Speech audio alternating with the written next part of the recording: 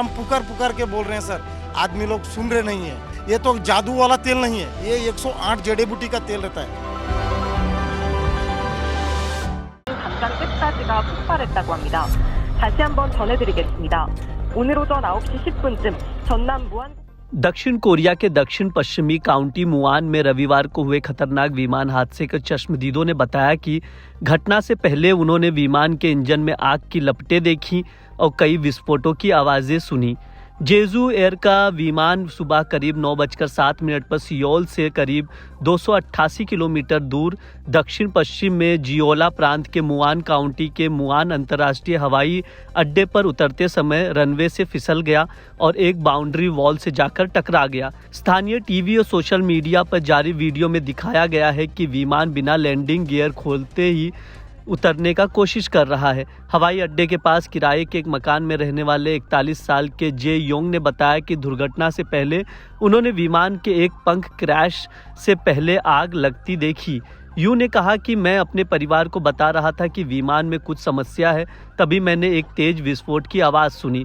दूसरे चश्मदीद चो ने कहा कि जब दुर्घटना हुई तब वो हवाई अड्डे से 4.5 किलोमीटर दूर टहल रहा था।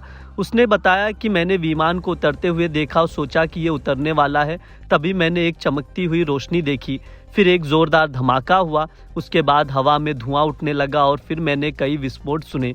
एक और 70 साल के गवाह किम योंग चेओल ने कहा कि विमान पहली कोशिश में लैंड होने में विफल रहा और दुर्घटना से पहले उसने एक और चक्कर लगाया। किम ने याद किया तो उसने बताया कि उसने दुर्घटना से लगभग 5 मिनट पहले 2 बार धातु के खरोंचों की आवाज़ें सुनी। अधिकारियों का मानना है कि पक्षी के टकराने से विमान के लैंडिंग गियर में खराबी आई होगी। हालांकि पुलिस और दूसरे अधिकारी सटीक कारण पता लगाने के लिए अभी भी जांच कर रहे हैं। आपको बता दें, इस प्लेन में 181 लोग सवार थे, जिनमें से 179 लोगों की मौत हो गई है। आपको जानकारी के लिए बता दें कि दक्षिण कोरिया में रविवार को बड़ा विमान हादसा हो गया।